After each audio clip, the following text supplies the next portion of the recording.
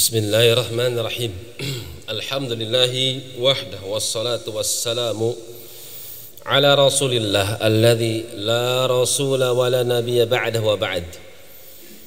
Melanjutkan kitab Ad-Da' wad-Dawa, penyakit beserta obatnya. Di sini ada akar permasalahan tentang kesyirikan. Jadi harus fokus. Meleng dikit, ini Ustadz ngomong apa ya? Nanya temennya, antum paham gak? Ana gak paham, wah repot.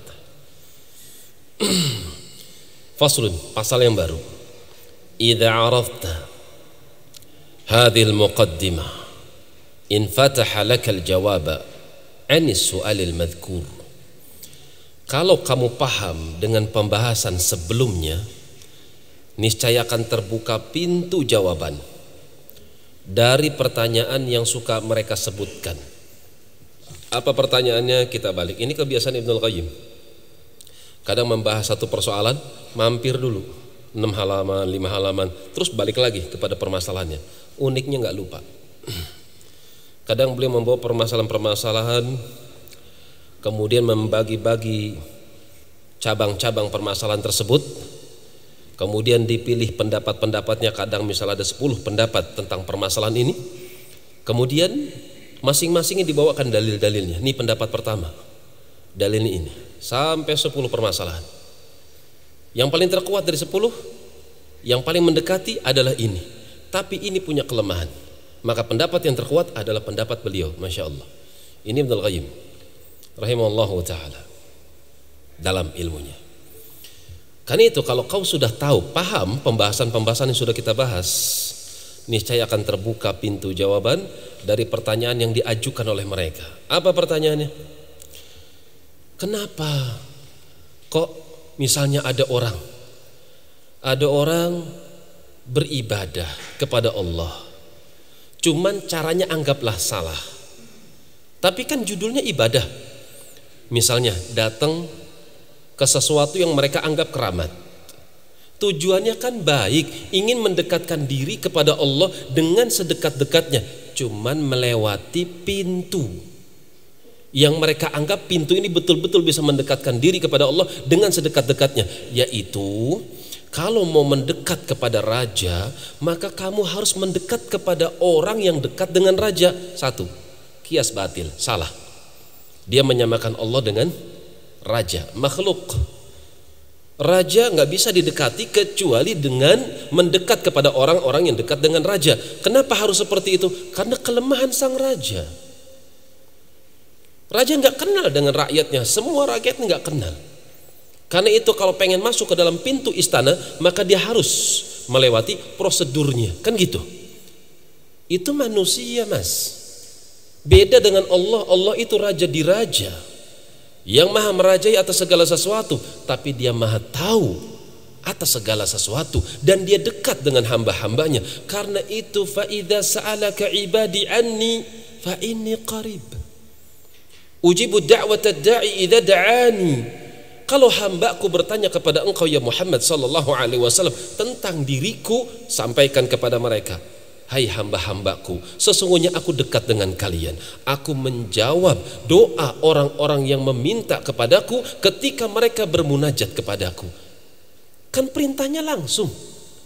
Tapi ada sebagian kaum muslimin yang mereka mendekat kepada sesuatu yang mereka anggap sesuatu itu dekat dengan Allah. Para wali. Kan seperti itu. Loh, kenapa kok harus ke kuburan? Kita itu kotor, penuh dengan dosa. Adapun mereka adalah orang-orang yang saleh. Mereka dekat dengan Allah. Karena itu kita mendekat kepada Allah melalui kedekatan mereka kepada Allah Subhanahu wa ta'ala untuk melancarkan urusan kita. Itu kan keliru. Dan mereka melakukan sesuatu yang digolongkan sebagai sesuatu yang syirik secara syariat. Pertanyaannya, apakah mereka yang punya niatan baik itu kok bisa diadab sama Allah? Itu pertanyaannya. Paham pertanyaannya? Kalau asal perbuatannya jelas syirik. Kenapa syirik? Ala lillahi dinul khalis. Ketahuilah sama kalian, cuman milik Allah sajalah agama yang murni, bersih, ikhlas. Walladzina ittakhadhu min dunihi awliya. Adapun orang-orang yang mereka menjadikan selain Allah sebagai penolong-penolong mereka. Siapa penolong-penolong mereka itu? Orang-orang yang mereka anggap soleh. Afara'aitumul Lata wal Uzza wa manata tsalitsatal ukhra. Bagaimana pendapat kalian tentang Tuhan-Tuhan kalian yang kalian sembah selain aku? Lata, Uzza dan Manat. Lata itu kuburan. Lata itu orang solih yang suka bersedekah untuk jemaah haji. Bayangkan jemaah haji berapa orangnya? Dia sedekah sendirian. Masya Allah, luar biasa. Ketika orang meninggal, wajar kalau dicariin. Kemana fulan? Meninggal. Wah, sangat terpukul hatinya. Innalillahi wa inna ilaihi rajiun. Mana kuburannya? Awalnya cuma ziarah kubur dalam rangka mendoakan, semoga amalanmu terima. Allahumma gfirlahu, Allahumma arhamhu. Awalnya bagus, ziarah kubur yang sunnah. Seiring berjalannya waktu, di mana mereka manusia cuma bisa melihat dari apa yang dipraktekkan oleh mereka manusia. Datang mampir ke sini dulu, kalau haji mampir ke sini dulu. Itu kenapa emang? Itu kuburan orang soleh. Golongan yang terakhir nggak ngerti apa yang dilakukan oleh golongan yang pertama. Golongan yang pertama itu datang ke situ dalam rangka mendoakan si mayit.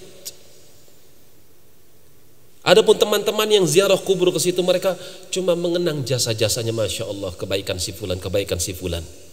Mengingat nasihatnya, mengingat amalan solihnya. Saya pengen seperti si fulan.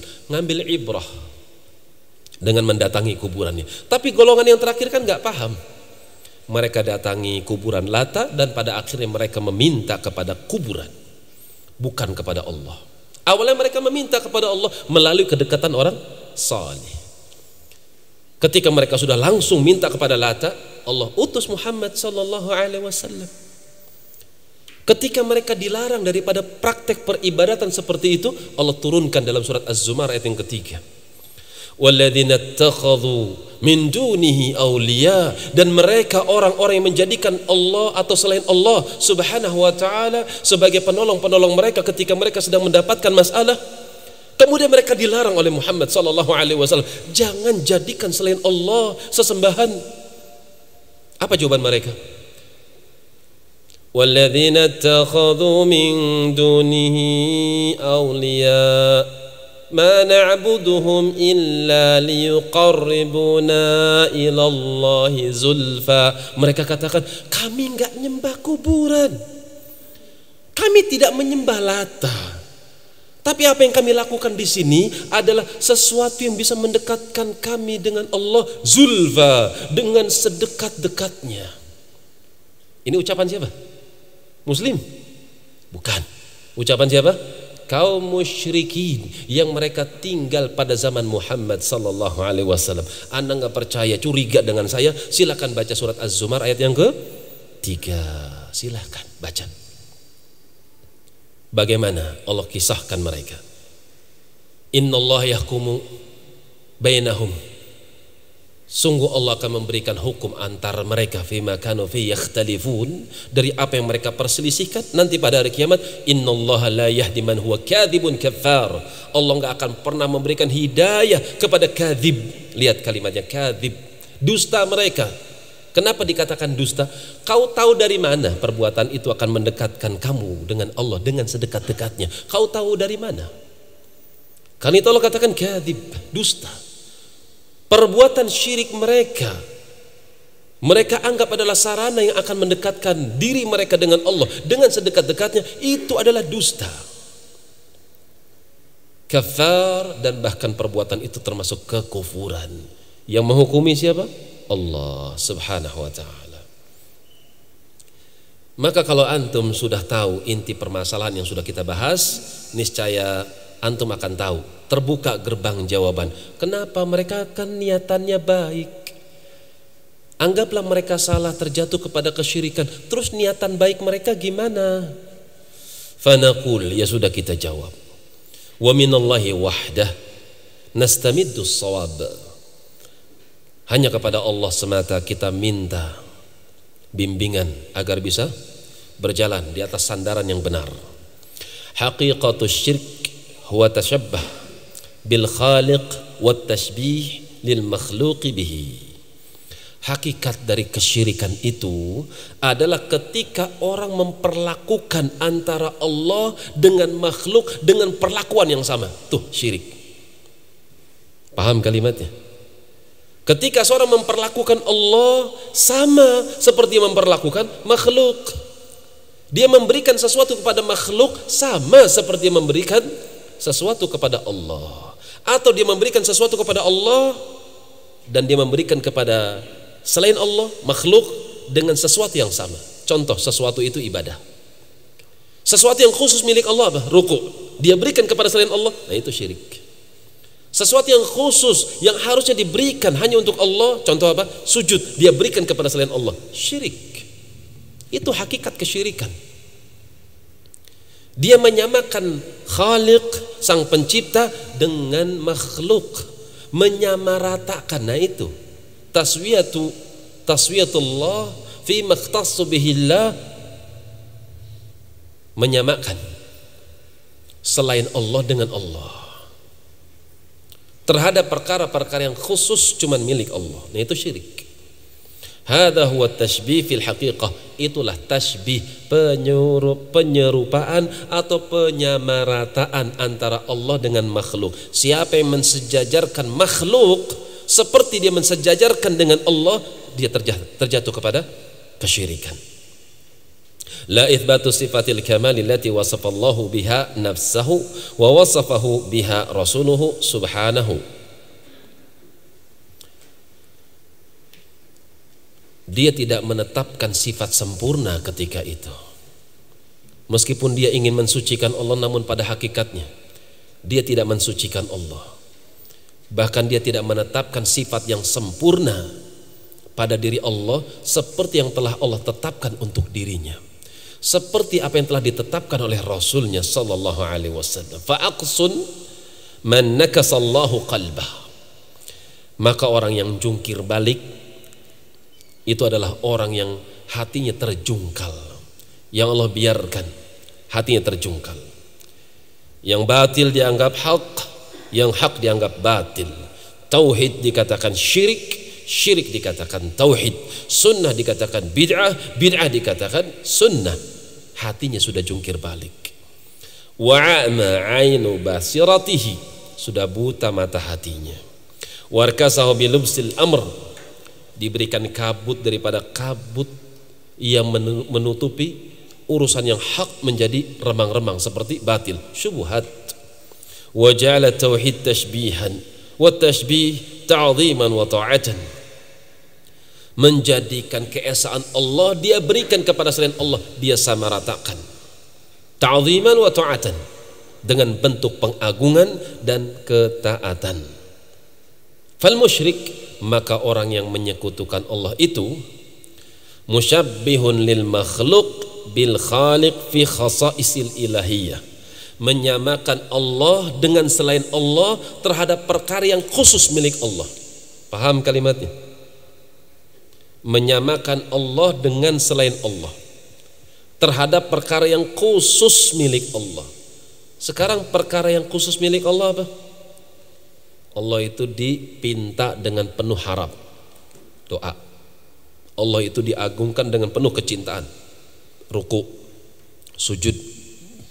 Maka siapa yang ruku dan sujud kepada Allah, tapi dia berikan juga ruku dan sujudnya kepada selain Allah dengan bentuk pengagungan dan ketundukan, itulah syirik yang sebenarnya.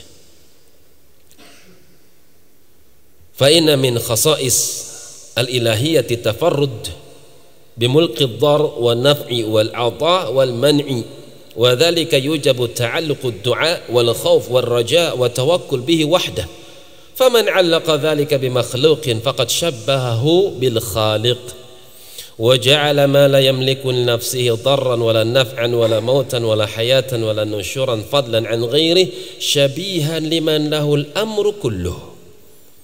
Ini sulit diterjemahkan, apalagi bagaimana cara menjelaskannya. Karena itu pentingnya teman-teman para santri di sini belajar nahwu yang baik. Karena enggak semua orang yang bisa baca dia bisa terjemah. Enggak semua orang bisa baca kemudian dia bisa menterjemah, tapi dia bisa paham dari apa yang dia terjemah, belum tentu. Belum tentu orang yang sudah bisa baca, sudah bisa terjemah, sudah bisa paham dengan apa yang dia baca, tapi belum tentu dia bisa memahamkan orang lain. Betul? Belum tentu orang yang sudah bisa baca dia paham apa yang dia baca, dia bisa menyampaikan, menjelaskan kepada orang yang diajak bicara, tapi belum tentu dia bisa menjelaskannya dengan mudah. Karena itu kita upayakan belajar, bisa baca, bisa paham, bisa menerangkan kepada manusia dengan penerangan yang gamblang. Nah, itu yang sedang kita upayakan. Bagaimana caranya para santri paham dan bisa memahamkan orang. Perhatikan kalimatnya. Sesungguhnya termasuk kekhususan Allah di dalam peribadatan adalah dengan menyendirikan Allah Subhanahu wa ta'ala di dalam haknya. Kita harus menyendirikan Allah di dalam haknya. Apa haknya Allah? Dia penguasa yang mampu untuk memberikan mudarat, yang mampu untuk memberikan manfaat, yang mampu untuk memberikan sesuatu dan mampu menahan sesuatu. Kalau seorang sudah memahami hal seperti ini, berarti dia harus menggantungkan doanya kepada Allah, kan gitu. Dia harus takut kepada Tuhannya, dia harus mengharap-harap dengan penuh cinta kepada Tuhannya. Kalau dia punya urusan, dia harus masrahkan kepada Allah semata, kan gitu kalau dia sadar. Siapa yang paham bahwasanya Allah itu maha kuasa untuk menahan, untuk memberi, Allah maha kuasa untuk memberikan bahaya atau menolak bahaya, Allah maha kuasa untuk memberikan manfaat atau menahan manfaat. Siapa yang memiliki keyakinan seperti itu, maka hendaknya dia harusnya berdoa kepada Allah, kan gitu teorinya. Kalau dia tahu Allah itu adalah Tuhan yang maha kuasa atas segala sesuatu, karena itu kalau takut berikan hanya kepada Allah. Kalau mengharapkan dengan penuh kecintaan, berikan hanya kepada Allah. Kalau menyerahkan seluruh urusan, berikan kepada Allah Subhanahu wa ta'ala. Maka siapa yang menyandarkan dirinya kepada makhluk, kepada selain Allah, berarti dia telah menyamakan Allah dengan makhluk. Paham sampai sini? Seorang berdoa dengan penuh keyakinan bahwasanya yang bisa mendatangkan manfaat, yang bisa menolak bahaya adalah Allah, tapi dia berikan juga kepada makhluk. Dia minta kepada makhluk dengan penuh keyakinan bahwasanya makhluk ini bisa memberikan manfaat atau menolak bahaya. Ketika itulah yang dikatakan syirik. Dia telah menyamakan Allah dengan makhluk kalau begitu. Menyamakan sesuatu yang tidak bisa mendatangkan mudarat, menjadikan sesuatu yang tidak bisa memberikan manfaat, menjadikan sesuatu yang tidak memiliki kematian, tidak pula memiliki kehidupan, apalagi membangkitkan sesuatu yang sudah mati. Fadlan an ghairihi, kalau dirinya sudah tidak mampu, tentu memberikan sesuatu kepada yang selainnya lebih-lebih nggak mampu. Syabihan liman lahul amru kulluh, dia menyamakan sesuatu yang lemah dengan yang maha kuasa. Bukankah itu kejelekan? Saya berikan contoh untuk memudahkan pemahaman terhadap apa yang beliau bahas di sini. Allah maha kuasa atas segala sesuatu. Karena itu dia dipinta, dia itu ditakuti, karena dia memiliki adab yang amat dahsyat bagi orang-orang yang mengingkarinya. Karena itu seorang dianjurkan untuk takut kepadanya, diperintahkan untuk bersandar kepadanya. Ketika seorang memiliki urusan, dia pasrahkan seluruh urusan hanya kepadanya. Akan tapi siapa yang memberikan sesuatu daripada jenis-jenis ibadah tersebut, takut, doa, dia berikan kepada selain Allah, maka ketika itu perbuatan orang tersebut dinamakan tashbihan al-khaliq bil makhluk. Berarti perbuatan dia menyamakan antara Allah dengan makhluk. Yang layak dipinta adalah Allah, tapi dia meminta kepada selain Allah. Kata penulis, wa marji'uha ilaihi fama syaa kana wa ma lam yasha' lam yakun. Padahal semua urusan itu kembali kepada Allah. Apa yang Allah kehendaki pasti terjadi, dan apa yang Allah tidak kehendaki tidak akan pernah mungkin terjadi.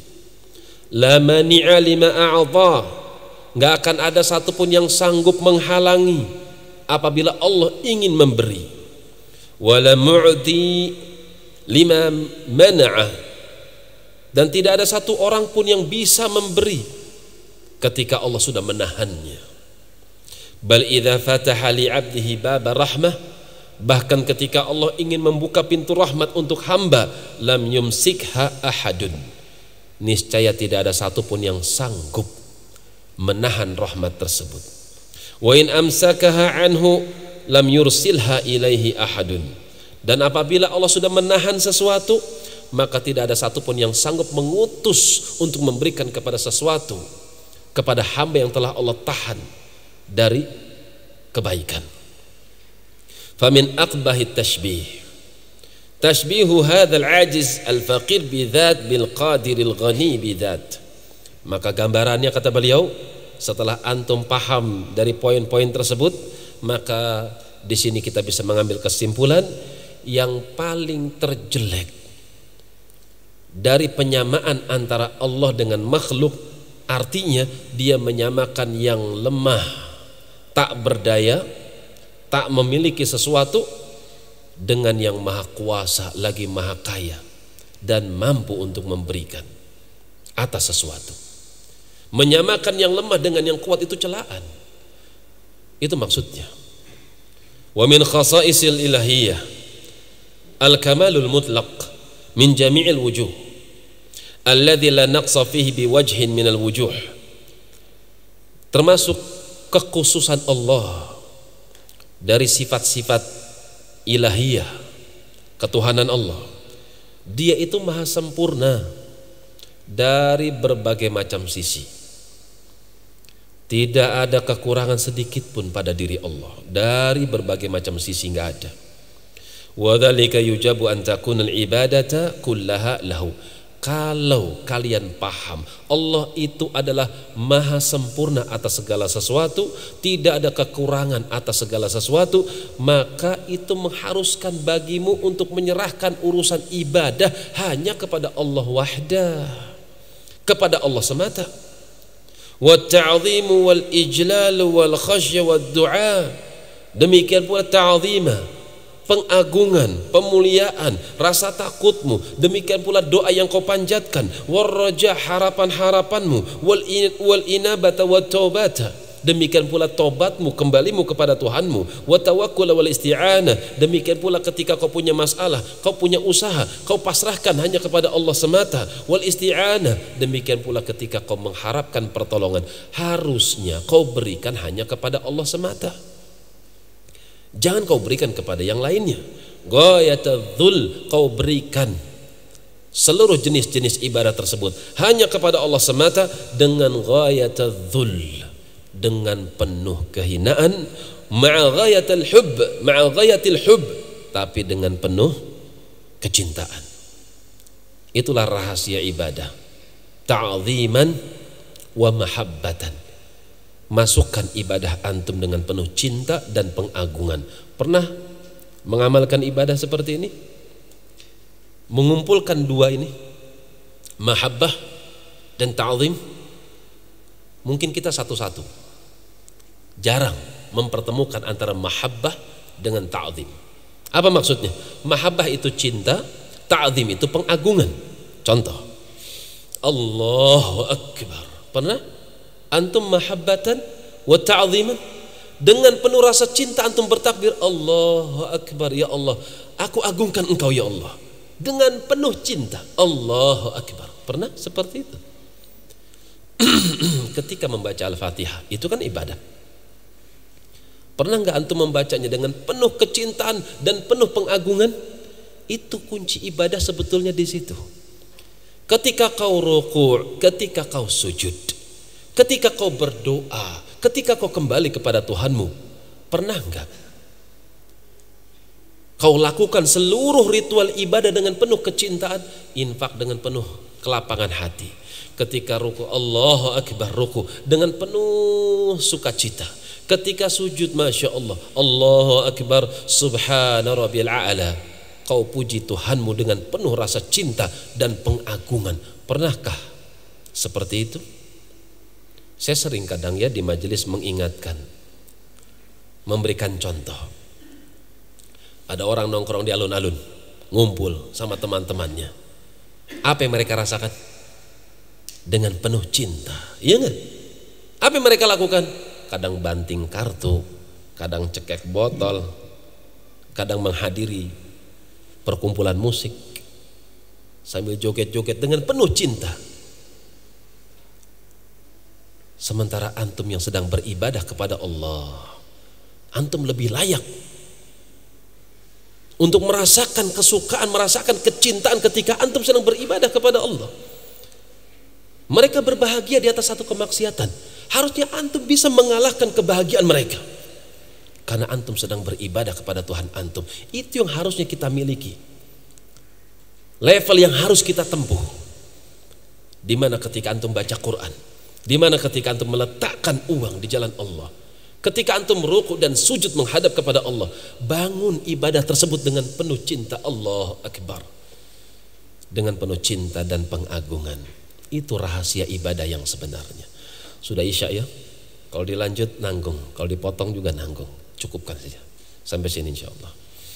Wallahu ta'ala alam bis-shawab. Subhanakallahumma wa bihamdik, asyhadu an la ilaha illa anta astaghfiruka wa atubu ilaik. Tafadhalu, barakallahu fikum.